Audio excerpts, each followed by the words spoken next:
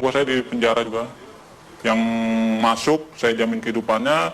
Mereka pun saya kasih barang untuk ngedarin di dalam. Sampai saat ini masih. Jadi memang sengaja dimasukkan memang Dimasukkan untuk mengedarkan di dalam sel. Karena kebutuhan sel tuh banyak juga, sama seperti kebutuhan di luar. Berapa persen dari 100% penghuni lapas itu pakai narkoba? Hampir semua ya. Hampir 75% dan 80% itu pemakai. Berarti sipir tahu dan kalapas tahu dong? Tahu. Itu hal umum. Karena kan kita juga masuk barang itu nggak mudah. Biasanya itu uang tip atau apa segala macam. Selalu diminta. Berapa biasa minta? Sipir berapa, kalapas berapa? Ya nominalnya masih jutaan ya, belum ratusan juta. Masih jutaan. Misalnya jutaan, sipir tuh dapat berapa sih? Sipir sebulan bisa dapat 5 juta, 7 juta. Tergantung kita bawa masuk barangnya berapa banyak. Oh barangnya sekian, ya tinggal di itu aja proses. Kalau kalapas dapat berapa sih? Kalapas dia puluhan juta. Yang paling banyak demand-nya itu di penjara mana? Cipinang. Lebih banyak dia bandarnya. Salah satunya banyak kan anak buah saya selama ini yang ketangkep di mana, mereka di dalam ya saya tanggung semuanya. Dia di dalam, hidup keluarganya di luar, saya tanggung semua. Oke. Sampai dia keluar. Sampai dia keluar. Secanggih apa sih bisa ngatur peredaran narkoba Iya. di dalam penjara? Alat-alat mereka canggih dong? Canggih. Mereka alat-alatnya lebih canggih dari pemerintah Indonesia sendiri ya. Masa? Iya. Secanggih apa? Dari mulai telepon, mereka pakai satelit, langsung tembus satelit. Tidak ada lagi lewat operator-operator Indonesia. Mereka semua pakai satelit. Jadi nggak bisa disadap. Nggak bisa disadap. Sangat sulit untuk disadap. Tidak akan ada habisnya Indonesia. Karena Indonesia target terbesar di Asia untuk peredaran. Untuk peredaran. Kenapa Indonesia jadi target? Karena demand yang begitu besar. Demand yang begitu besar. Keuntungannya juga besar. Hukumannya juga ringan. Soal hukuman. Iya. Ringan, berarti nggak mungkin bikin jera. Apa sih yang bikin jera? Aparatnya? Dari mana sih kemudian kalau misalnya mau ngabisin ini gitu? Dari mana sih? Biasanya kalau main di hakim itu buat main hukuman. Peringanan hukuman, segala macam. Anda bayar? Saya bayar. Dalam bentuk uang atau dalam bentuk barang juga Anda kasih? Uang, biasanya uang. Mereka hanya uang. Kadang barang tergantung hakim. Hakim maunya apa ya kita kasih. Banyak klien Anda yang hakim yang make juga? Ada banyak. Ada 10 orang ada. Bagaimana Anda menggunakan uang yang luar biasa banyak ini? Biasanya Anda menghabiskan untuk apa? Biasanya saya habisin buat pesta-pesta aja. Pesta, saya beli barang, segala macam apa, kebutuhan. Kebutuhan dalam arti ya saya lihat orang-orang kaum-kaum yang kurang mampu juga sebenarnya saya kasih. Beramal juga? Beramal. Tapi kan dari duit seperti itu, duit haram, duit panas. Ya, istilah kata buang sial. Kalau di kalangan ini buang sial, harus. Anda nggak takut ketangkep? Enggak. Karena saya percaya, saya di dalam pun saya dijamin. Dan keluar pun masih ada tempat buat saya. Kecuali hukuman mati ya, mungkin banyak yang kapok. Susah nggak sih keluar dari jaringan ini? Sangat sulit.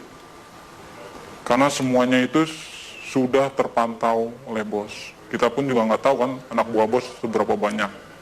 Yang kita tahu kan hanya segelintir orang yang saya percaya ada 30 orang. Mungkin dari lain ini ada lagi anak buah bos yang mantau saya juga. Bagaimana posisi saya, peredaran saya, perkembangan saya. Oke. Dari Jakarta sendiri, selain 5 bos Anda ini, Iya, ada juga jaringan-jaringan yang lain? ada. Banyak. Di Jakarta aja ada sekitar 50 jaringan. Yang saya tahu 50 jaringan, mungkin lebih. Itu yang saya tahu. Jaringan ini lebih besar atau sama kuatnya dengan jaringan Anda? Macam-macam. Tergantung dari barang sih biasanya.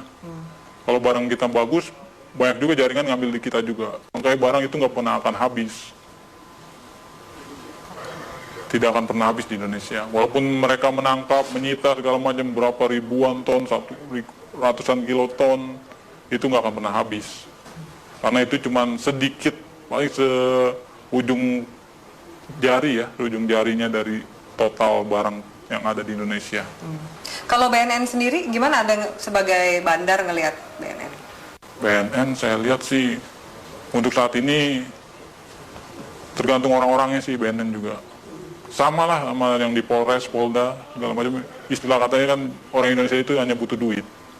Semuanya ujung-ujungnya duit. Asal kita punya duit, ya lolos. Sampai ke jaringan, kalau kepolisian juga Kepolisian udah hal umum. Udah nggak bisa ini lagi. nggak mungkin dibersihin. Nggak mungkin dibersihkan. Karena memang aparatnya pun pemakai. Kenal sama bandar, kenal barang, nyuplai barang juga, begitu. Seterusnya. Bea Cukai gimana? Bea Cukai juga mengawasi kan Iya. seperti ini. Bea Cukai ada permainan juga. Maka kita di Bea Cukai itu ada sekitar 5 orang kita pegang di sana. Untuk tiap ininya.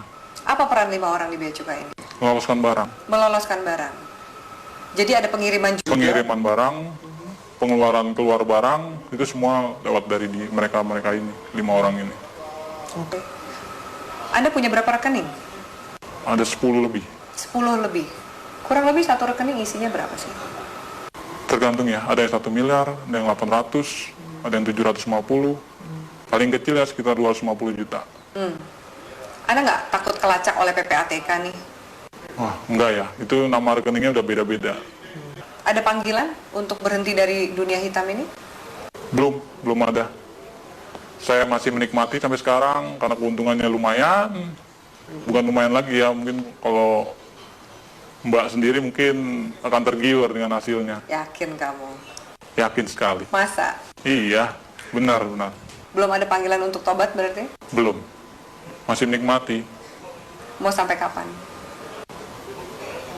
Sampai seterusnya mungkin ya. Sampai tunggu panggilan. Orang tua Anda nggak curiga? Tidak ada yang tahu. Teman-teman kecil pun nggak ada yang tahu. Semuanya saya dan kawan saya yang baik saya kenal saja tahu. Apa enaknya punya uang banyak tapi harus bersikap seperti biasa-biasa dan sembunyi dari semua orang? Itu ya konsekuensi. Karena kalau kita terlalu vulgar pun orang akan mencolok. Ini anak kerjanya apa tapi menghasilkan segala macam, itu malah bakal menimbulkan kecurigaan. Baik dari orang tua, saudara, bahkan lain-lainnya bakalan imbasnya ya penyelidikan dan penangkapan. Apakah jaringan narkoba ini juga masuk ke istana? Istana sebagian ya udah masuk. Lewat mana? Itu organisasi lain.